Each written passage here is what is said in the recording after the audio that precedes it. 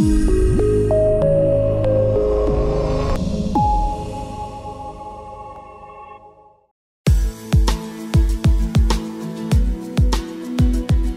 s'agit d'un premier lot d'équipements que nous recevons du ministère de l'Agriculture, de l'Élevage et de la Pêche à travers l'Agence territoriale de développement agricole Pôle 7 qui est à Aboumey-Calavi.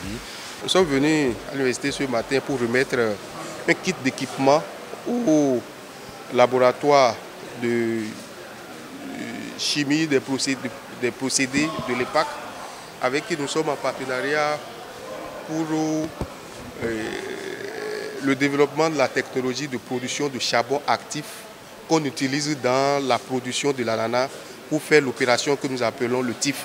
TIF, entendez, traitement d'induction florale, qui permet dans la conduite de l'ananas d'avoir une production groupée des fruits d'ananas en même temps afin de satisfaire au marché spécifique.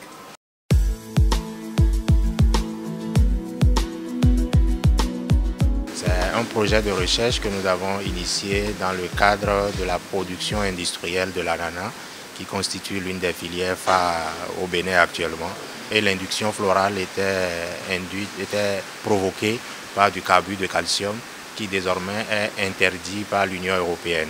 Or, les produits dérivés de l'ananas sont exportés du Bénin. Pour permettre donc à l'ananas du Bénin, qui est très apprécié sur le marché international, de continuer à exister sur ce marché-là, il fallait donc se conformer aux nouvelles réglementations. Donc il faut faire une production bio. Et pour la production bio, l'un des inducteurs les plus autorisés, c'est l'éthylène. Et l'éthylène est gazeux. Pour son utilisation donc, dans le champ, son épandage dans le champ, pour son dépôt au niveau des stromates de l'ananas pour l'induction, il serait difficile de l'utiliser à l'état gazeux.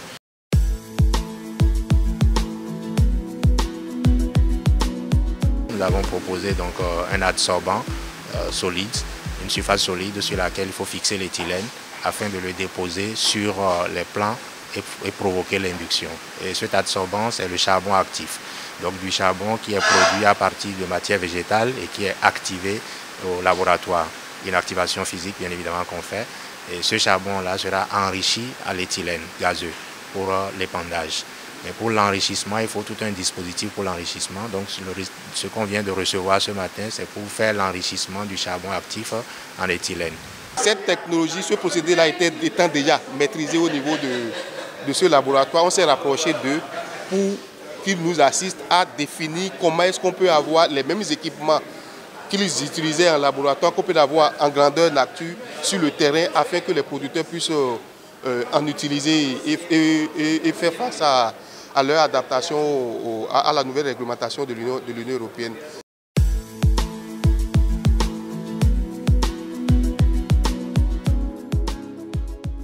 C'est clair que beaucoup de choses se font dans les laboratoires, à l'université, mais qui ne sont pas connues des professionnels sur le terrain.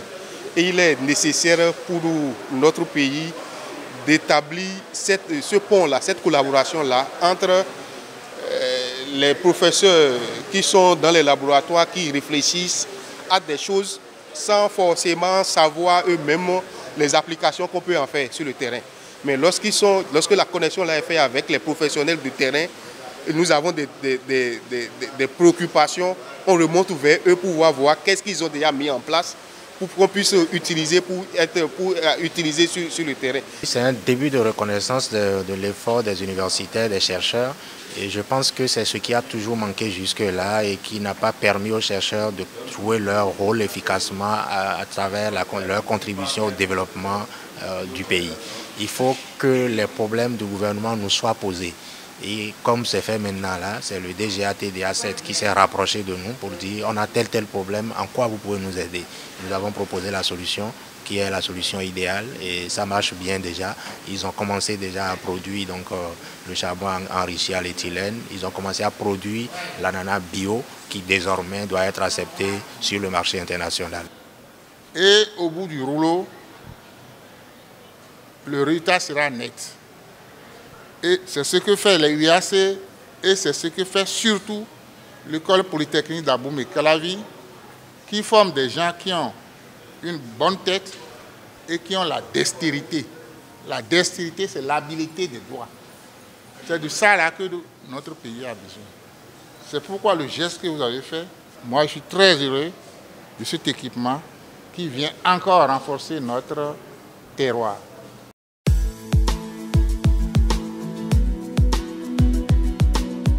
Maintenant, ce que nous, on veut faire au laboratoire, c'est d'optimiser cette production de charbon enrichi pour donner un meilleur rendement encore sur le terrain et également lutter en même temps contre la pollution de l'environnement en recyclant les déchets issus de l'industrie de production de l'ananas et de l'industrie de transformation de l'ananas.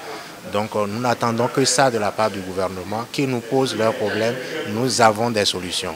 Et ça, c'est très sûr, nous avons les solutions aux problèmes qu'ils ont, mais il a toujours manqué cette liaison-là. Ah, nous avons tel problème, quel chercheur peut nous aider? Tout de suite, ils auront la solution.